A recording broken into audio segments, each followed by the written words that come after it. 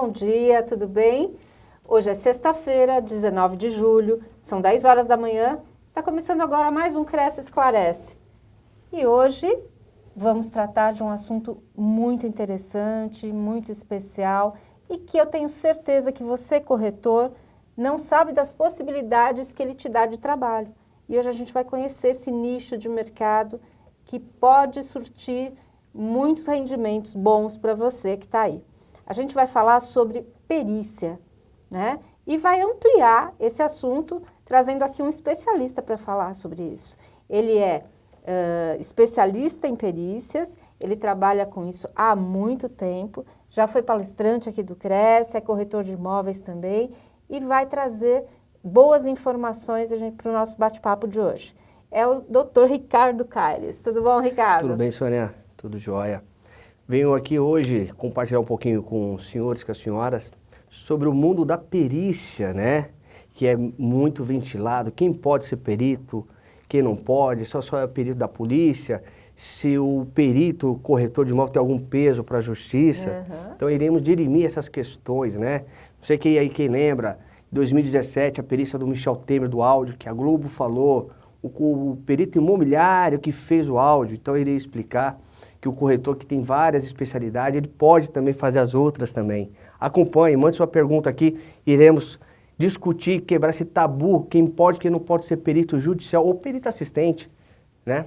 É isso aí. Então você que está aí do outro lado, já pode mandar suas perguntas pelo YouTube, pelo Facebook, pela TV Cresce, que a gente vai ter muito prazer em responder aqui com um especialista nesse assunto. Então, Ricardo, vamos começar explicando exatamente o que é a perícia. Então, a perícia é o seguinte, é uma situação que você vai ter que ir lá atestar, né? E no final você elaborar uma conclusão. Né? Vamos supor na questão de um imóvel, né? Você vai lá no imóvel, você vai avaliar, vai vistoriar. Após isso, você vai emitir um relatório, que muitos falam que é o parecer técnico ou laudo, né? Então, rever uma situação, entendeu? E você relatar aquela situação para quem te contratou, se é uma instituição bancária, se é o Tribunal de Justiça, ou afins, né? Ou um particular até. Né? A perícia vem nisso, né? Você levantar fatos ali, né? Ver um problema que aconteceu e registrar. E existe diferença entre perícia e avaliação? Existe sim. Que a perícia, né? A perícia você vai fazer vai ver o problema que aconteceu, né? Vamos supor, tem um problema de patologia estrutural. Vai lá a perícia vai falar assim, ó, estourou o cano por causa disso, disso. Né? Vai fazer mostrar a fonte.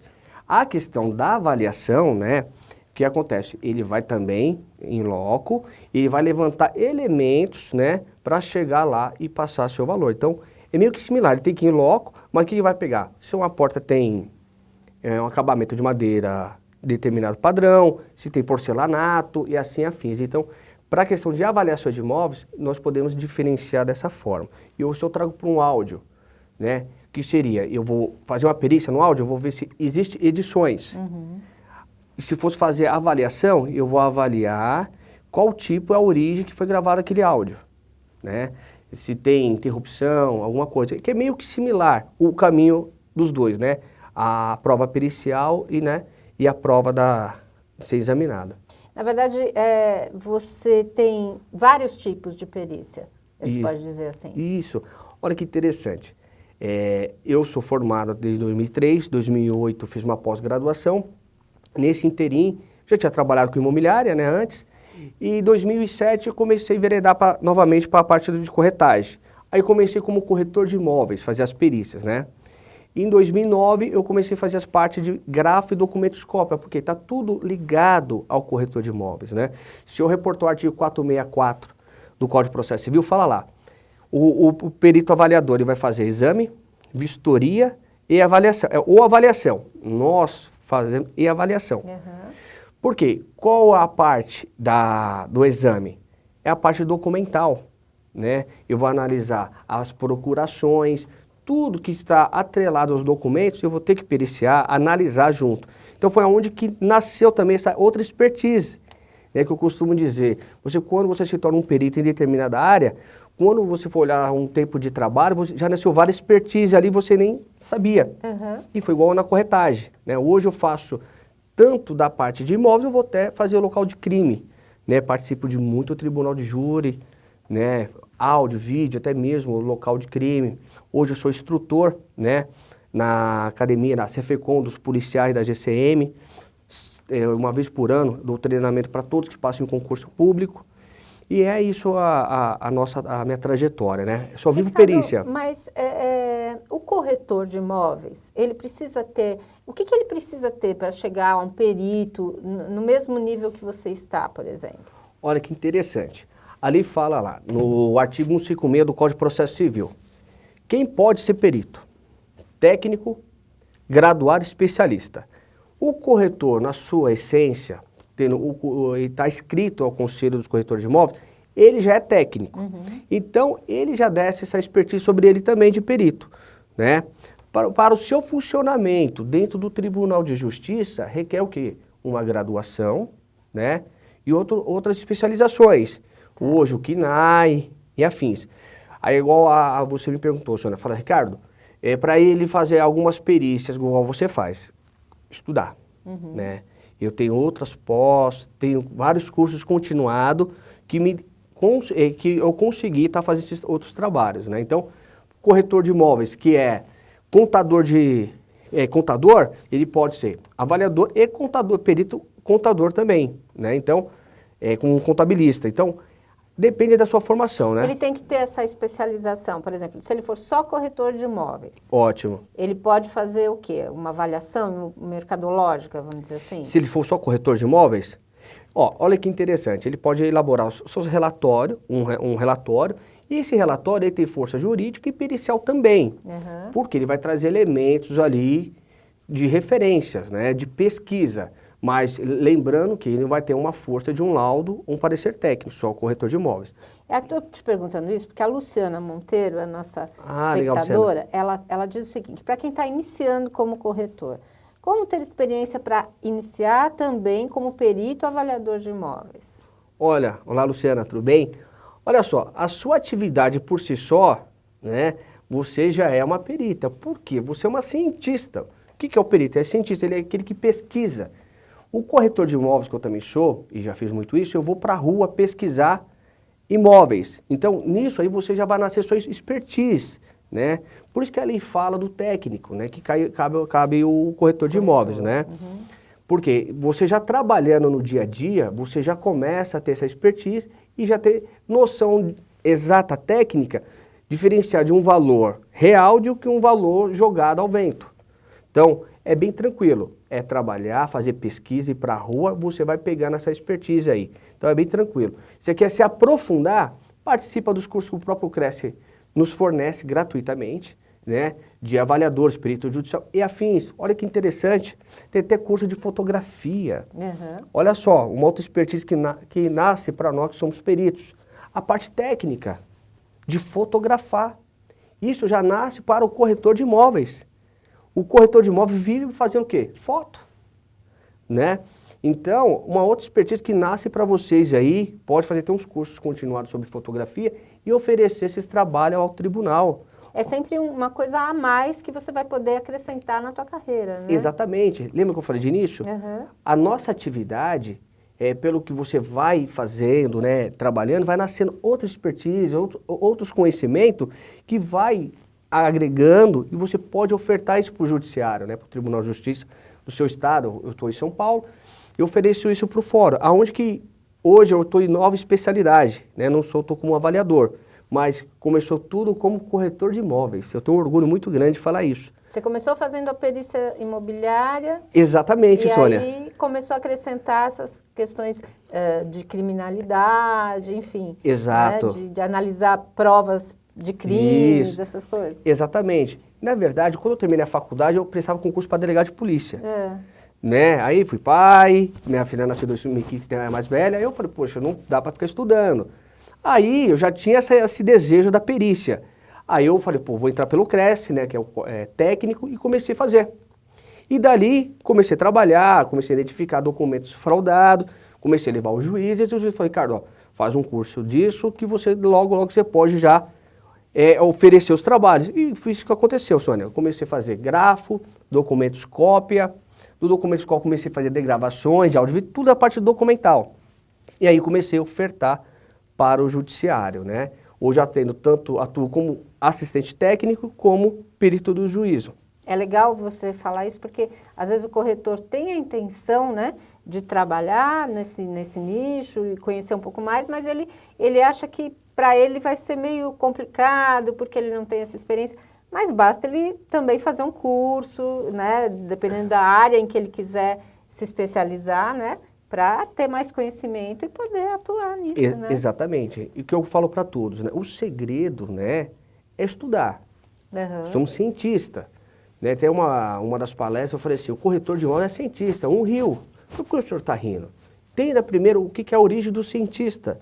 O corretor, na sua funcionalidade, né? No seu desenvolvimento, você é um cientista. O que é? O cientista pesquisa. O corretor nada mais ele faz as pesquisas para o mercado. Isso é desde a era cristã, lá atrás. Quando os reis precisavam fazer as demarcações, mandavam uma figura que, de fato, se você for estudar, era o corretor de imóveis, para ver a divisa, o que valeria, o que o solo produz para os animais ali. Então, o corretor nada mais se você for estudar a essência dele, de um cientista. Mas aí fora, né, até triste, alguns colegas desmerecem a profissão. Fala assim, o corretor de imóveis é aquela pessoa que deu errado em tudo e vai ser corretor. Mentira. Por quê? Onde eu cheguei, né, Ricardo Caetano dos Santos, foi através do ser corretor de imóveis. Né? Consegui fazer os melhores cursos, fiz alguns cursos com os peritos da Polícia Federal. De onde que nasceu? Da corretagem. Uhum. Né? Então, ser o corretor de imóveis é muito interessante. No nosso Brasil, no nosso país, o corretor de imóveis é muito essencial para a justiça. Né? Por que eu digo isso? Tem uma desapropriação. O corretor de imóveis pode emitir um imóvel, fazer um relatório, numa separação. É o corretor de imóvel que vai dar o valor daquele imóvel. E assim, há N casos, situações. Né? E aí fora não é colocado isso. Joga ele dentro de um plantão para ganhar miséria. A pessoa tendo cresce, podendo ser bem de vida, fazer uma média de 5 a 10 mil reais por mês, fazendo avaliações, está lá perdido por essas faltas de conhecimento. Mas acredita, a partir de hoje, muitos vão mudar o consentimento sobre o corretor de imóveis, viu? A gente tem muita expectativa nisso, né? A gente quer ver o nosso profissional ali tendo sucesso em todas as áreas que ele puder atuar, né? Verdade. Ricardo, obrigatoriamente, para ser perito, o corretor tem que ter um registro no CNAE, tem que ser avaliador, ou não? Basta fazer o TTI e está tudo bem? Olha só, uma boa pergunta. Primeiro, ele tem que passar pelo crivo do CRESSE. Ser credenciado ao CRESSE, né? E para ele emitir os pareceres, os laudos, se faz necessário hoje estar inscrito ao CNAE, tá? Uhum. Dentro do Código de Processo Civil, né, ele pode também sem ter o CNAE, tá? Alguns juízes, alguns casos ele pode estar atuando para o tribunal, mas buscando a essência do CRESSE, né, no meu entender, ele tem que estar inscrito no CNAE. Por que o CNAE? Vai lapidar, ele participando desse treinamento, ele vai se enriquecer, né? Porque, de fato, só o corretor puro e simples, para essa parte técnica, para desenvolver o laudo, é meio difícil. Vai ficar meio complicado. Mas se faz necessário, sim, ter o CNAE. A Luciana também pergunta como ter acesso ao juiz para iniciar as perícias. Olha só, Luciana, não sei se você está no estado de São Paulo, tá? Mas vamos lá, mas acho que é nacional. É bem tranquilo. Quando eu iniciei, foi antes do Código de Processo Civil, que foi a mudança de 2015, que passou a ser tudo eletrônico. Antes eu tinha que peticionar para cada vara pedindo a abertura de prontuário. Né? Então, hoje é bem tranquilo. Você entra se você estiver em São Paulo, você vai entrar lá, auxiliares da justiça, vai lá colocar seu diploma, o seu CRESSE e vai pedir a nomeação para a área que você tem formação. Se você só for corretora, só para avaliações mercadológicas. Se você tiver outros tipos de trabalho que você possa ofertar ao judiciário, você vai colocar lá e vai ali por si só, as comarcas a qual você se cadastrou precisando, você será nomeada. Tá? Automaticamente vão acabar chamando. Automaticamente. Está muito fácil, viu? Antes, Eu pegava o carro aqui em São Paulo, eu rodava 500 quilômetros no dia, dormia na cidade, voltava por outra estrada, voltando em cada comarca pedindo a abertura de prontuário. Nossa, Né? bastante. Hoje, A internet facilitou. demais. Antes, 80 varas para atuar era aquela coisa surreal. Por quê? Você tinha que andar muito. Hoje eu atendo 300 comarcas, né? E é fácil até. E, Ricardo, qual que é a diferença entre a prova técnica e a prova pericial? Então, aí tem duas questões bem interessantes. A prova técnica, mas mediante que você trazer, vamos falar, eu até fiz um resumo aqui, né? Que ela é bem ampla. Ó, é um exame feito por peritos, só, tá? A prova, você fala da prova técnica, né? E a prova pericial é uma convicção, né, formada por especialista que se leva ao juiz, entendeu? Então, ela dá de duas maneiras. Ela anda atrelada, tá? Mas ela é formada prova técnica pelo perito, né? E a prova pericial que você vai levar ao juízo. Entendi. Tá? Tá. No caso, por exemplo, da Caixa Econômica, o perito imobiliário, ele tem competência para pedir revisão de laudo da Caixa? Muito interessante isso. Até interessante porque as pessoas nos questionam demais. Tem sim, tá? Tem capacidade postulatória. O que é isso? Ele pode pedir, ele estando credenciado ao CREAS e tendo o CNAE. Tá? Olha só que interessante. Muitos dos casos que eu falo, nem precisa ter o CNAE, depende do grau de complexidade. Tá? Mas sugere que tenha o CNAE sim. Por quê? Aí ele vai ter que ver o que ele vai pugnar. For parte estrutural, não pode. Tá? Só parte que se diz parte mercadológica. Qual foi o levantamento, né, de referências para o qual o engenheiro chegou e o corretor fala, não confere, que é o chamado princípio da adequabilidade, que eu posso dizer, é um imóvel exclusivo, né? O engenheiro, ele pegou imóveis bem baixo, casas de 180 metros, mas nós temos uma questão de um imóvel de 600 metros exclusivo na cidade. Aí o corretor fala, não, os parâmetros, né, as referências não conferem. Aí sim ele vai ter uma base técnica, né? E vai fazer essa impugnação, sim, e pedir que seja revisto. E muitas das vezes, eu já presenciei casos que o corretor de imóvel conseguiu mudar valor, tá? É aceito? É aceito tranquilamente. Tanto extrajudicial e judicialmente. Desde que tenha, né, um fundamento, né? Tem que ser bem fundamentado, né? Exatamente, igual eu falei. Ele tem que ser bem técnico, ele tem que ser coerente, ele não pode adentrar na parte de estrutura do engenheiro, só a parte mercadológica, tá? Então, nesse teor, nessa linha, ele consegue tranquilamente fazer as impugnações necessárias. Entendi. A Silvana Stedley, via YouTube, diz o seguinte, sou formada em pedagogia, posso ser perita? Claro que pode, que tem mais que tem hoje. A parte da pedagogia, né? Eu dou os treinamentos lá na minha empresa lá. Vamos supor, pais estão separando, correto? O juiz vai nomear ou uma psicóloga ou uma pedagoga para ver o comportamento daquela criança, se houve algum maltrato, houve pedofilia e afins. Então ela pode sim, tranquilamente. Tendo um nível superior, segue o artigo 156 do Código de Processo Civil, tá? Você encaixando dentro disso, você entra no cadastro do seu estado, né, auxiliar da justiça, e coloca o teu currículo, a sua especialidade. Houvendo complexidade naquele caso, o juiz vai te nomear, né? Que sempre o juiz vai ser ouvido por um perito quando a prova, né, depender de conhecimento técnico. Então, nesse caso, na cidade ou onde você mora, houver essa necessidade, com certeza sua formação é bem-vinda assim, ao Tribunal de Justiça, viu? É bem remunerado, bem remunerado. Quer dizer, então depende da especialidade da pessoa que ela vai se adequar ao tipo de perícia que ela vai fazer. Exatamente. Eu conheço corretores e corretores de imóveis que é pedagogos e ele atua nas duas funções. Olha que legal. E aí, como eu falo, é coisa que também é grafotécnico e vai oferecendo, porque acaba vivendo disso, né? Porque você se torna um funcionário público sem concurso público, né? Você vai servir o Estado e é bem remunerado, né? Depois iremos falar sobre ter honorários aqui. Bem você até sofreu um problema, né, Ricardo, com um questionamento na sua atividade, né? Verdade.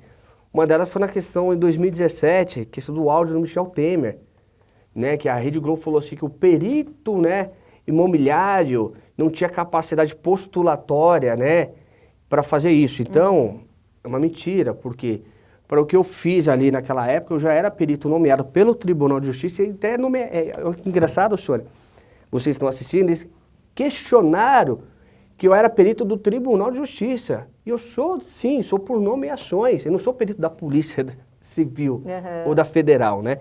Então antes, né, tinha muitas essas questões. Então, onde que eu falo? O Código de Processo Civil nos fala, né, pela nossa formação técnico ou graduado especialista, somos perito por lei. Então, isso que nessa época que aconteceu, a Rede Globo bateu muito sobre isso, né, o corretor de imóveis. Mas eu já era pós-graduado em Direito Penal e Processo Penal. Já tinha uma expertise. E já, assunto, né? E bem experimentado, e pela própria Rede Globo na época, né? Que já tinha feito alguns trabalhos, né? E o trabalho de um perito, é bem claro deixar, Sônia, sempre ele vai ser contestado por alguém. Mas a contestação, né, a impugnação, ela tem que ser coerente, não bandida, não criminosa, te acusar criminalmente, né? Falar assim, ó, ele errou, ele inventou, não. As impugnações, ela tem que ser coerente. Ó, ele discorda por causa desses pontos assim, assim, assado. Né? Porque a impugnação faz parte da situação. Depois, né, esclarece. Uma das preocupações, nós, corretores, somos contratados pelo escritório de advocacia para fazer uma avaliação. Daqui a pouco, esse laudo de avaliação, é muito interessante vocês ouvirem isso, daqui a pouco vai para a mão de um político e está sendo processado criminalmente e por maldade de algumas emissoras, pega o corretor de imóveis e fala assim, ó, foi feito por esse corretor de imóveis, né? Então, fiquem tranquilos, está cadastrado, tudo bonitinho, né? Tem aquela questão do sigilo também, faça os trabalhos, não fiquem com medo, que as pessoas ficam muito com medo, viu, Sônia? Me procura, fala assim, doutor, se acontecer isso, fica tranquilo, você fez o trabalho certo? Deixa, né? Quem te acusa que tem que provar, né? Igual no caso, a Globo me acusou. Ela provou o quê? Nada. Ela saiu por mentirosa, de fato porque sou graduado, pós-graduado, sou perito judicial pelo Tribunal de Justiça do Estado de São Paulo, nomeado em inúmeros casos. Você já fez inúmeros trabalhos, inclusive, para ela, né? Casos famosos até. Exatamente. Né? Já tiveram a sua participação, né? Inúmeros casos, né? Um caso até do Pastor Dalmo, do roubo da Samsung, em 2016. O Pastor Dalmo contribuiu o meu laudo em degravações de imagem para a soltura dele, na época, né? Então são N casos aí, né? Então, foi uma forma criminosa de atacar um profissional. Então, colegas corretores de imóveis, corretoras, não fiquem preocupados de trabalhar em caso de repercussão, que nós podemos trabalhar, sim, né? Iremos se trabalhar em questão de litígios, de problemas. Sim.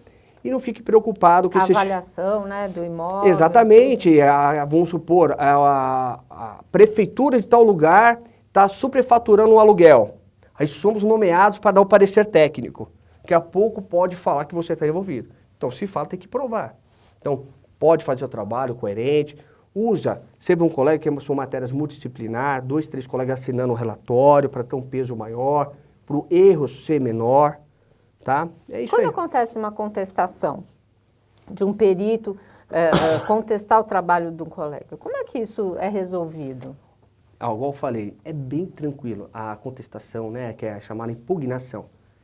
Muitas das vezes, né, eu faço um laudo, um colega, vamos fazer a pirâmide do direito, eu sou perito do juízo, aí abre o direito do contraditório, o direito da ampla defesa, aí uma parte contrata um perito, a outra parte contrata outro perito, correto?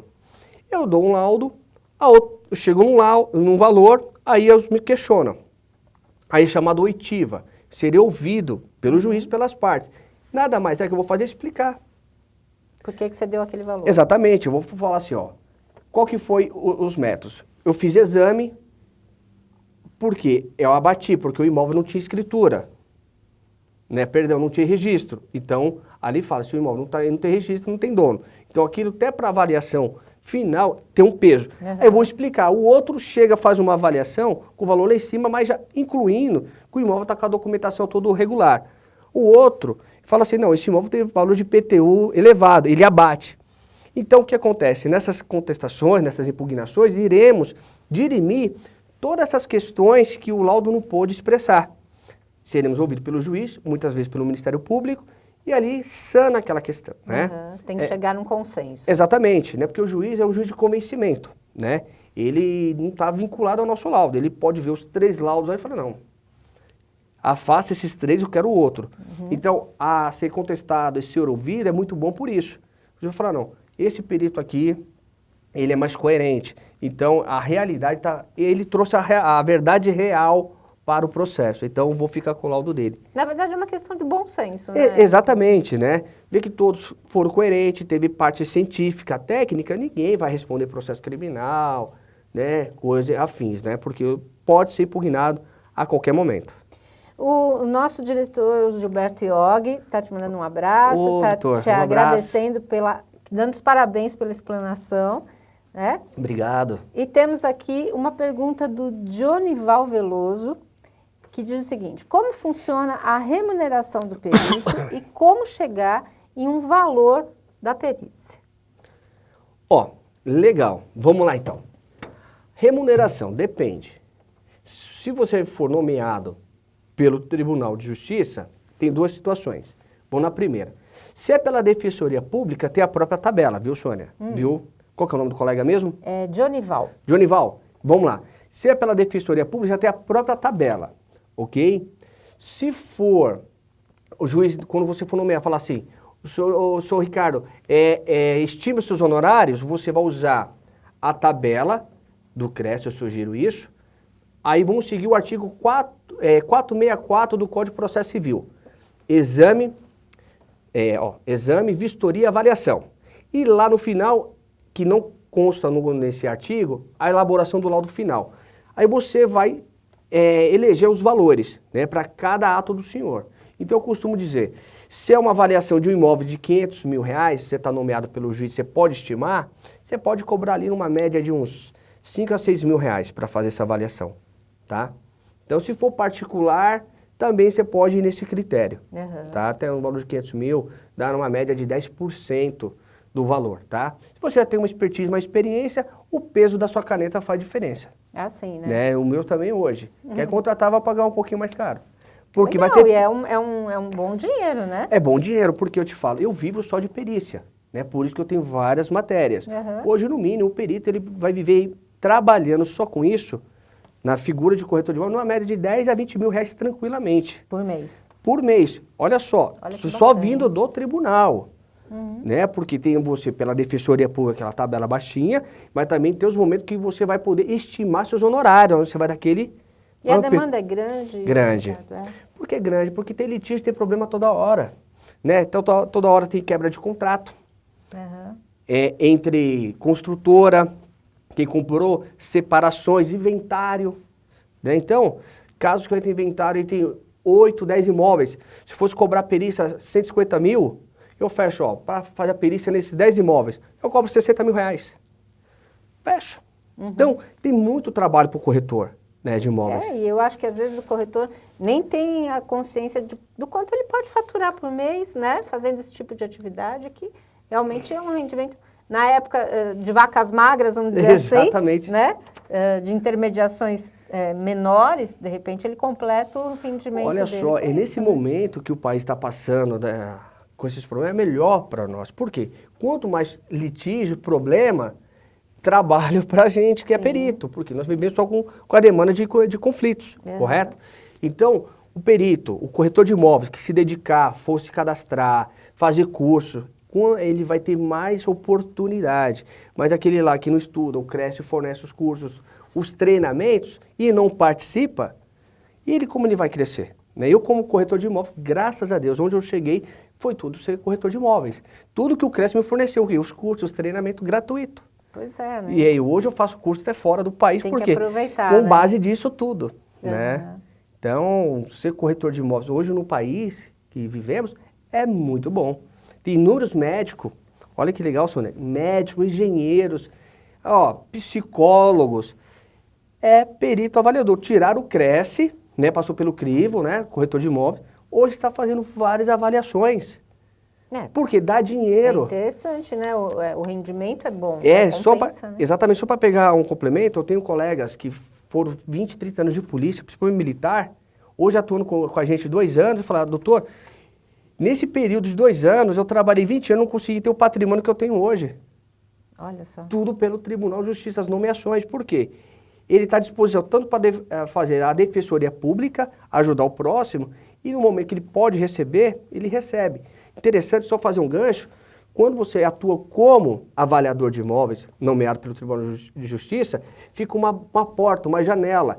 Muitos advogados vão procurar o perito que está cadastrado ao tribunal, porque uma pessoa já experimentada pela justiça, o erro de um trabalho dele é menor.